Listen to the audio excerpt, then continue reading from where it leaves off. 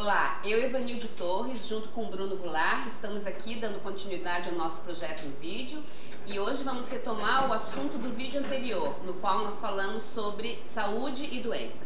No vídeo anterior nós falamos da postura interna que devemos desenvolver quando queremos nos curar, quando queremos nos restabelecer de um adoecimento.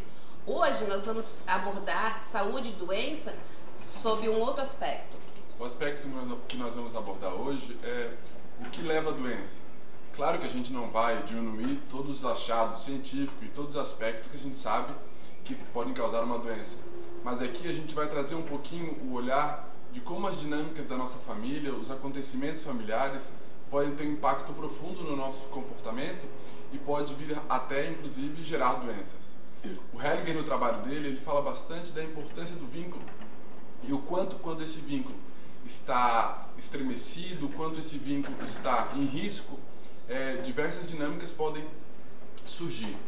Então a gente vai falar de 3 dinâmicas básicas que ele traz com bastante clareza na literatura dele, para entender um pouquinho melhor de que forma que a gente pode estar se dando conta que essas dinâmicas estão atrás dos nossos adoecimentos ou de comportamentos indesejados.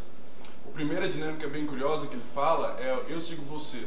É quando alguém na família adoece ou quando alguém na família morre e por necessidade de manter esse vínculo estreito, de se manter conectado com essa pessoa, eu também faço um movimento ou igual da pessoa, que é ficando doente igual, ou até inclusive seguindo a pessoa morte, que seria um extremo disso. Um exemplo dessa situação, que é dessa primeira dinâmica, a Eva, antes de a gente começar o vídeo, a gente estava conversando do quanto que esse tema realmente nas constelações ele tem uma grande validade, porque ela estava contando de uma experiência pessoal dela de quase adoecimento devido a exatamente essa dinâmica que ela vivia. Então, enquanto nós conversávamos, reestudando e revendo a teoria, eu me lembrei de alguns anos atrás, quando eu me deparei com uma tragédia na minha família, que foi várias mortes consecutivas, várias mortes sucessivas. E a curiosidade a respeito disso é que as mortes se davam a cada 3 anos. Então, em 87, a primeira morte, a minha mãe faleceu subitamente. Depois, em 90, a minha irmã, com apenas 28 anos, faleceu de um acidente de automóvel, também tragicamente. Em 93, o meu pai adoeceu e faleceu. E aí, em 96, adivinham o que aconteceu? Eu tive um diagnóstico de uma doença grave. Isso que aconteceu na minha família, com mortes sucessivas e, de certa maneira, trágicas e precoces, é o que acontece em várias situações de adoecimento das nossas famílias. As pessoas adoecem e morrem e, na sequência, pessoas de gerações posteriores, ou até, às vezes, da mesma geração, também adoecem e morrem. E, curiosamente, isso pode acontecer em intervalos regulares, com muita semelhança nas circunstâncias. Quando nós revisitamos, então, a nossa biografia, a nossa história, é fácil vermos isso.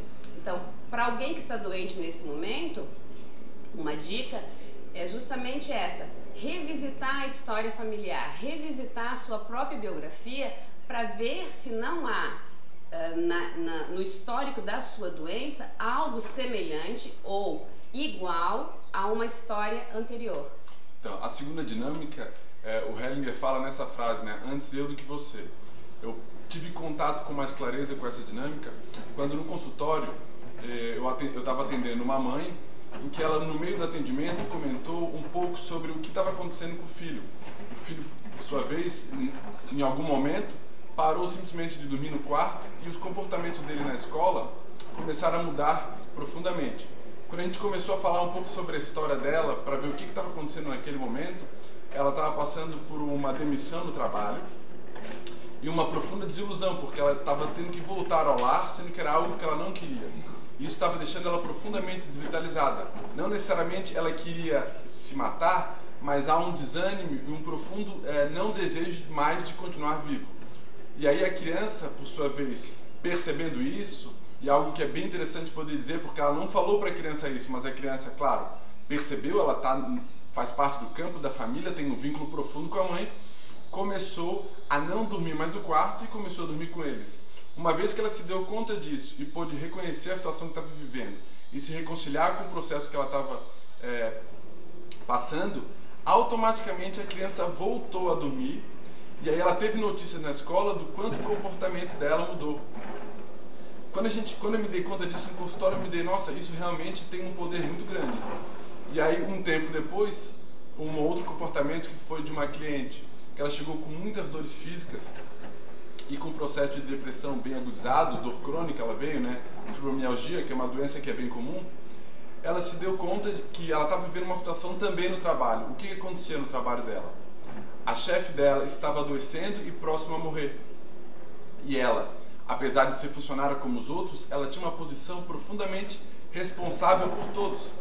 Olhando na história dela, quando que ela já tinha sentido aquilo e quando aquele cenário faria sentido, ela se deu conta que aos 6 anos ela também teve essa situação. Ela também trouxe esse mesmo sentimento de um profundo desânimo, mas em contrapartida de assumir responsabilidades que não eram dela.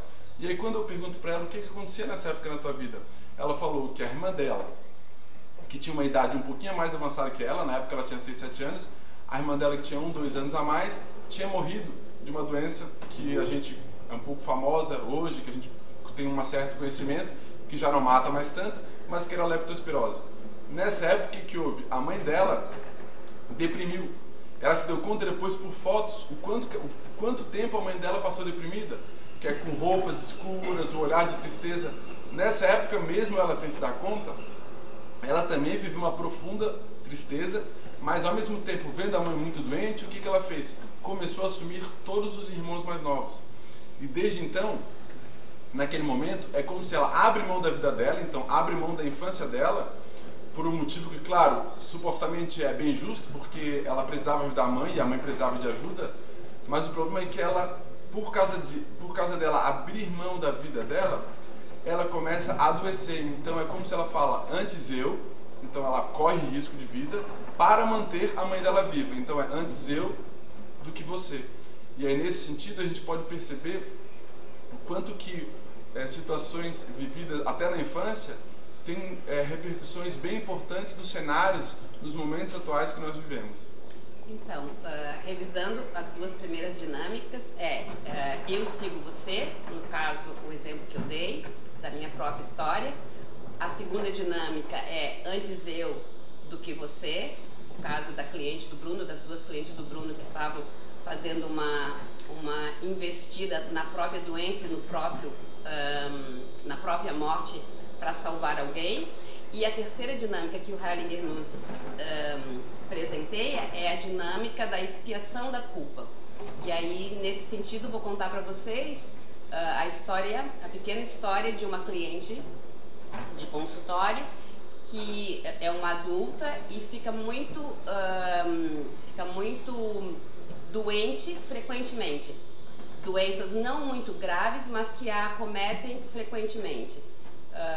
Dores crônicas, mas também adoecimentos renais, alergias e situações de adoecimento que a limitam no seu movimento cotidiano. E a nossa constatação foi que ela expia a culpa de ser saudável porque ela tem uma irmã que nasceu com a síndrome de Down.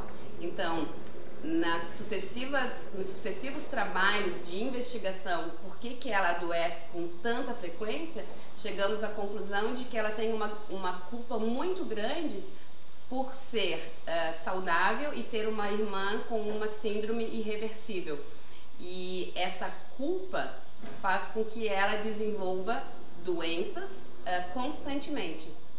Então é bem legal nessas três situações, nessas três dinâmicas, para mim serve de referência 3 perguntas que eu sempre faço diante de uma doença, que é: quem na minha família já viveu algo parecido ou exatamente o que eu estou vivendo? Em que época foi? Quando que isso já aconteceu na minha vida ou é o primeiro momento que isso está acontecendo na minha vida? E se isso aconteceu na minha vida ou agora, que cenário a minha família vivia, ou que cenário eu estava incluído, e quais são as repercussões desse cenário na minha vida. Desta forma, a gente pode ter um olhar sistêmico, um olhar um pouco mais ampliado sobre isso que está acontecendo agora. Então, a nossa dica prática é: revisite a sua história, revisite a sua biografia e a biografia da sua família, para que você possa se dar conta se está havendo, então, uma repetição ou uma expiação de culpa, ou uma vontade de seguir alguém na doença ou na morte. E aí, dessa forma, como a gente pode perceber, isso tudo, o Hellinger fala, né, tem muito a ver com a necessidade de se manter vinculado, esse amor. Por isso que ele fala bastante, né, o amor que adoece, porque o objetivo disso por detrás é a necessidade e o intenso amor que tem por detrás das relações, e a necessidade de nos mantermos vinculados. E às vezes essa manutenção, esse desejo, pode nos custar caro. E aí o desafio aí é que a gente possa amar de uma forma um pouco mais saudável, que é permanecer vivo, permanecer saudável, para honrar tudo aquilo que possa ter acontecido na nossa família de origem ou na nossa própria história. É isso. Desejamos imensamente que você possa aproveitar a nossa reflexão de hoje. Contamos com você de uma próxima vez. Visite a nossa página, visite o nosso canal no YouTube, deixe seu comentário, faça sua pergunta, nos ajude também sugerindo temas. Exatamente, até porque esse tema, para nós, pessoalmente, tem bastante influência, porque a gente percebe o quanto que essa abordagem, o quanto essa visão sistêmica teve um impacto profundo em doenças que eu fui acometido, em doenças que a Eva foi acometida, e o quanto foi transformador poder ter esse olhar. Então, se você quiser divulgar para outras pessoas que possam se beneficiar, agradecemos. Até uma próxima vez. Até mais.